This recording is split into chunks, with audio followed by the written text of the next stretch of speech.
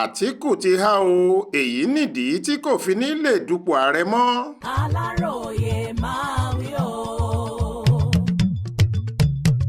Àfàìmọ̀ ni omi kò ti tẹ̀yìn wọ̀gbìn lẹ́nu tí ọ̀nà gbogbo sì ti fẹ́ dópin fún Alhaji Àtíkù Abubakar láti díje fún ipò ààrẹ tó ń jìjàdù rẹ̀ lọ́dún 2027 báyìí látàrí ìdájọ́ kan tílé-ẹjọ́ kòtẹ́milọ́rùn àpapọ̀ gbé kalẹ̀ nílùú Àbújá lọ́jọ́ Ajé Monday ọjọ́ 13 oṣù keje ọdún 2026 yìí. Wọ́n yẹ àga mọ́ David Mark tí í ṣe alága àpapọ̀ ẹgbẹ́ náà nídìí, bẹ́ẹ̀ ni wọ́n wọ́gi lé gbogbo ètò ìdìbò tí wọ́n fi yan àwọn olóyè ẹgbẹ́ náà bẹ̀rẹ̀ láti wọ́ọ̀dù lọ dé ìpínlẹ̀ títí dórí àwọn olóyè àpapọ̀ ẹgbẹ́ African Democratic Congress ADC wọn látòkè délẹ̀ porongodo. Méjì nínú àwọn adájọ́ ilé-ẹjọ́ kòtẹ́milọ́rùn mẹ́ta ọ̀hún ni wọ́n dájọ́ pé kì í ṣe Sẹ́nitọ́ David Mark àtàwọn olóyè rẹ̀ tí wọ́n ń tukọ̀ ẹgbẹ́ òṣèlú ADC lọ́wọ́ yìí ló yẹ nípò náà, gẹ́gẹ́ bí ilé-ẹjọ́ gíga kan nílùú Àbújá ṣe ti dájọ́ náà lọ́jọ́ 29 oṣù kẹrin ọdún yìí.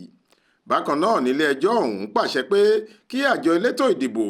ìyẹn Independent National Electoral Commission INEC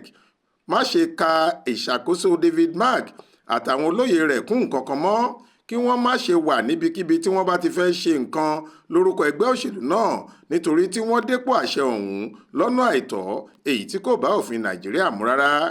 Onídàájọ́ Okon Abang tó ṣáájú ikọ̀ àwọn adájọ́ ẹlẹ́ni mẹ́ta ọ̀hún sọ pé nígbà táwọn yẹ gbogbo àkọsílẹ̀ àti ẹ̀rí tí wọ́n kó wá pẹjọ́ kòtẹ́milọ́rùn náà wò fínífíní,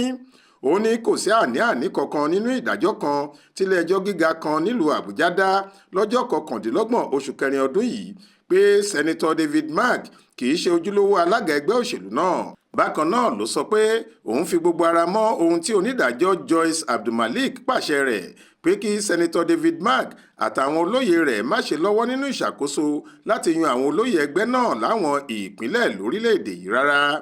Ó ní ojúṣe àwọn olóyè ẹgbẹ́ òṣèlú láwọn ìpínlẹ̀ ni láti yan àwọn olóyè ẹgbẹ́ wọn, kì í ṣe ojúṣe alága gbogbogbò ẹgbẹ́ òṣèlú tàbí àwọn olóyè rẹ̀. Ṣe ni ìdájọ́ Abang àti ti Donatus Okorowo ṣe pẹ̀kí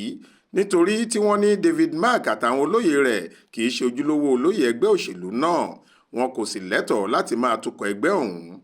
Àmọ́ ìdájọ́ ẹnì kẹta nínú àwọn adájọ́ ilé-ẹjọ́ kòtẹ́milọ́rùn náà yàtọ̀. Onídàájọ́ Abba Mohammed ní òun ò faramọ́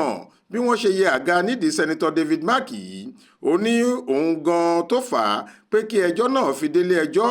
kò tó nǹkan rárá,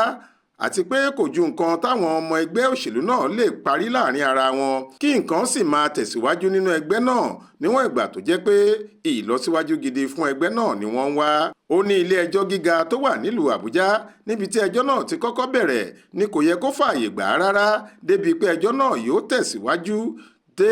ipò tí wọ́n fi wá sílé ẹjọ́ kòtẹ́milọ́rùn yìí. Pẹ̀lú ìdájọ́ tilé ẹjọ́ kòtẹ́milọ́rùn tó dá báyìí, àfàìmọ̀ ní ìrètí Alhaji Àtíkù Abubakar láti díje dupò ààrẹ orílẹ̀-èdè yìí lásìkò ìbò ọdún 2027 kò ti dópin. Ohun kan náà ni ó sì ṣẹlẹ̀ sí èròǹgbà àwọn ọmọ ẹgbẹ́ òṣèlú náà gbogbo tí wọ́n fẹ́ díje du onírúurú ipò lábẹ́ àsíá ADC náà, nítorí tí ilé-ẹjọ́ ti fagilé ètò ìdìbò abẹ́lé gbogbo tí Sẹ́nitọ́ David Mark àtàwọn olóyè rẹ̀ ṣe fáwọn olóṣèlú náà lóṣù tó kọjá yìí. Bẹ́ẹ̀ ò bá gbàgbé, ilé-ẹjọ́ gíga kan nílùú Àbújá ló dájọ́ ọ̀hún tẹ́lẹ̀ pé ìṣàkóso ọdún 4 táwọn olóyè ẹgbẹ́ náà àti ìgbìmọ̀ amúṣẹ́ṣe wọn ní láwọn ìpínlẹ̀ gbogbo ṣì wà síbẹ̀ títí dìgbà tí wọ́n fi máa yan ojúlówó àwọn olóyè ẹgbẹ́ ọ̀hún. Àwọn ọmọ ẹgbẹ́ tí wọ́n pẹjọ́ ọ̀hún ni Don Norman Obinna, Johnny Tovie Derek, Obasi Eigato, Honorable Ọlọ́nà Yínká, Dókítà Charles Ìdòwú Omídìméjì, Samuel Pam Gyan àti Obiano Patrick.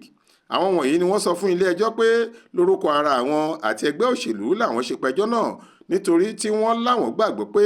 ọ̀nà ẹ̀rú ni Sẹ́nitọ́ David Mark àtàwọn olóyè rẹ̀ fi dépò àṣẹ ẹgbẹ́ òṣèlú àwọn. Àwọn tí wọ́n pè lẹ́jọ́ ní ẹgbẹ́ òṣèlú ADC, Sẹ́nitọ́ David Mark, Sẹ́nitọ́ Patricia Kwashiki, Malam Bọ́lájí Abdullahi, Ọ̀gbẹ́ni Rauf Arẹ́gbẹ́ṣọlá àti ọ̀jọ̀gbọ́n Ozeime Ozumbo. Adéwálé Adéoyè àti Faith Adébọ́lá ló ṣàkójọ ìròyìn yìí fún Aláròyé. Faith Adébọlá ló kà á sétíìgbọ́ yín.